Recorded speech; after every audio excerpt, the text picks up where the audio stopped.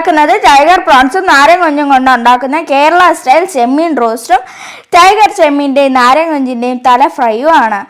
അതിനോടൊപ്പം തന്നെ Indo Chinese സ്റ്റൈലിൽ ഒരു പ്രോൺസ് ഫ്രൈഡ് റൈസും ഉണ്ടാക്കുന്നുണ്ട്. ഞാൻ ഇവിടെ കൊഞ്ച് പൊങ്ങിക്കിടക്കാനായിട്ടുള്ള അത്രയും വെള്ളം ചൂടാക്കാനായിട്ട് വെച്ചിട്ടുണ്ട്. ഇതൊന്ന് ചൂടായി വരുമ്പോഴേക്കും ഇതിലോട്ട് 1 ടേബിൾ സ്പൂൺ നാരങ്ങ നീരൊഴിക്കാം. ഇതിലോട്ട് 1 ടീസ്പൂൺ കുരുമുളക് പൊടി, 1 ടീസ്പൂൺ മുളക് പൊടി, 1 ടീസ്പൂൺ ഉപ്പ്, 1/4 ടീസ്പൂൺ മഞ്ഞൾപ്പൊടിയും ചേർക്കാം. ഇതൊന്ന് ഇളക്കാം. ഇനി ഇതിലോട്ട് ക്ലീൻ ചെയ്ത് വെച്ചേക്കുന്ന കൊഞ്ച് ചേർക്കാം. 10 മിനിറ്റ് നല്ലപോലെ വേവിച്ച് വെള്ളം വറ്റിച്ചെടുക്കണം. ഓവർ കുക്ക് ചെയ്യാനും പാടില്ല. ഞാനൊരു ചട്ടിയിൽ കുറച്ച് വെളിച്ചെണ്ണ ചൂടാക്കാനായിട്ട് വെച്ചിട്ടുണ്ട്. ഇതിലോട്ട് കറിവേപ്പില, കുറച്ച് പെരിഞ്ജീരകം, ഏലക്ക, കറുവാപ്പട്ട ഇത്രയും ചേർത്ത് കൊടുക്കാം. ഇനി ഇതിലോട്ട് 5 അല്ലി വെളുത്തുള്ളി, ഒരു ചെറിയ കഷ്ണം ഇഞ്ചി, 5 പച്ചമുളകും ചെറുതായിട്ട് അരിഞ്ഞത് ചേർക്കാം.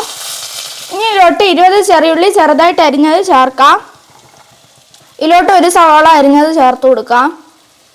ഇതിലോട്ട് 1/2 ടീസ്പൂൺ ഉപ്പും ചേർക്കാം. 1/4 ടീസ്പൂൺ മഞ്ഞൾപ്പൊടി.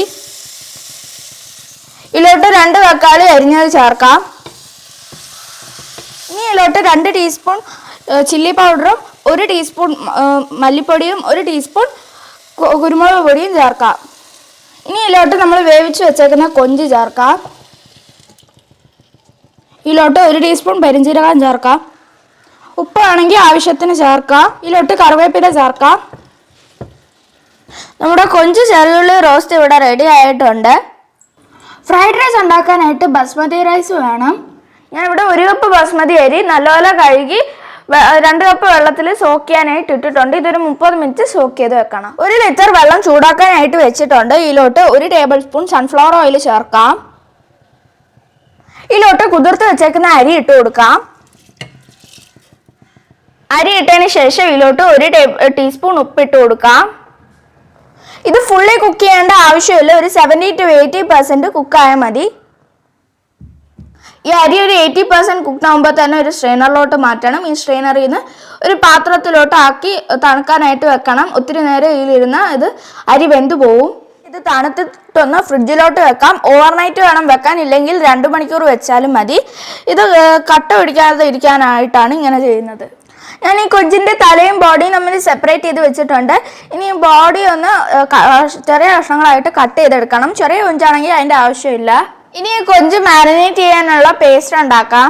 ഇനി ഈ മാരിനേറ്റ് ഉണ്ടാക്കാനായിട്ട് ഒരു ബൗളിലോട്ട് 1 ടേബിൾ സ്പൂൺ സോയാ സോസ് ഒഴിക്കാം. ഇതിലോട്ട് 1 ടേബിൾ സ്പൂൺ നാരങ്ങ നീര് ഒഴിക്കാം. 1 ടേബിൾ സ്പൂൺ ഇഞ്ചി വെളുത്തുള്ളി പേസ്റ്റ്. ഇതിലോട്ട് 1 ടീസ്പൂൺ കുരുമുളക് പൊടി, 1 ടീസ്പൂൺ മുളക് പൊടി, 1/4 ടീസ്പൂൺ മഞ്ഞൾപ്പൊടി, 1/4 ടീസ്പൂൺ ഉപ്പും ചേർക്കാം. ഇതൊന്ന് മിക്സ് ചെയ്യാം.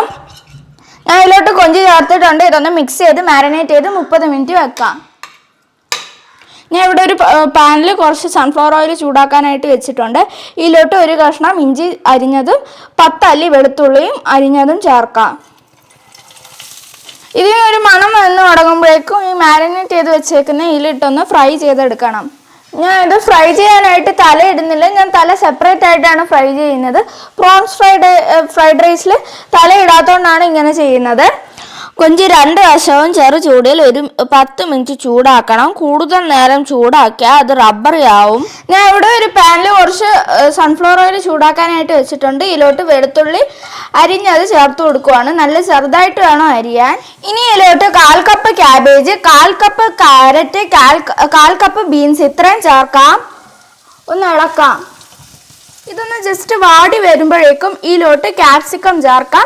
2 ടേബിൾ സ്പൂൺ ക്യാപ്സിക്കം ആണ് ചേർക്കുന്നത്. ഇതിലോട്ട് 1/4 കപ്പ് സ്പ്രിംഗ് ഓണിയനും കൂടെ ചേർക്കണം.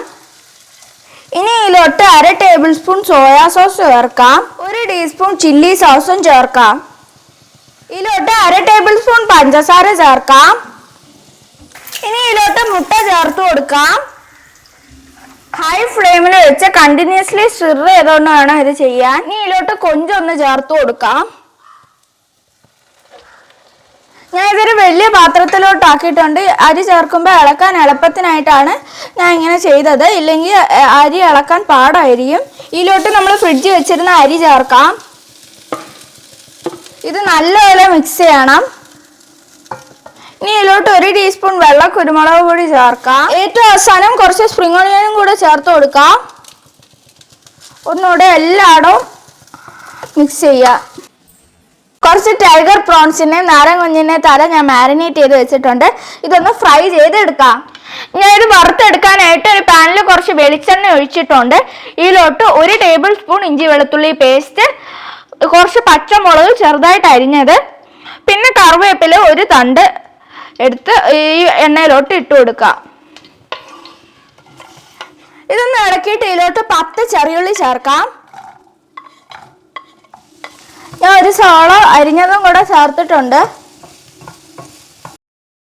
ഞാൻ ഇവിടെ എണ്ണ ചൂടാക്കാനായിട്ട് വെച്ചിട്ടുണ്ട്. ഇതിലോട്ട് ഓരോന്നോരോന്നായി കൊഞ്ചിൻ്റെ തലയിട്ടൊന്ന് വറുത്തെടുക്കാം.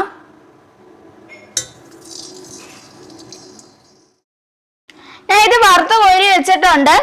ഇനി വഴറ്റി വെച്ചേക്കുന്ന ഉള്ളിയിലോട്ട് ബാക്കി വന്ന മാരിനേറ്റിൻ്റെ ബാക്കി ഒഴിച്ചു കൊടുക്കാം. ഇനി ഇതിലോട്ട് വറുത്ത് വെച്ചേക്കുന്ന കൊഞ്ചിൻ്റെ ബാക്കി ഇട്ട് കൊടുക്കാം. നല്ലപോലെ മിക്സ് ചെയ്തിട്ട് തല സെർവ് ചെയ്യാം. നമ്മുടെ കൊഞ്ച് ഫ്രൈഡ് റൈസും കൊഞ്ച് റോസ്റ്റും കൊഞ്ചിൻ്റെ തല റോസ്റ്റും ഇവിടെ റെഡി ആയിട്ടുണ്ട്. നിങ്ങൾക്ക് ഈ വീഡിയോ ഇഷ്ടമാണെങ്കിൽ ലൈക്കും ഷെയറും സബ്സ്ക്രൈബും ചെയ്യാൻ മറക്കരുത്.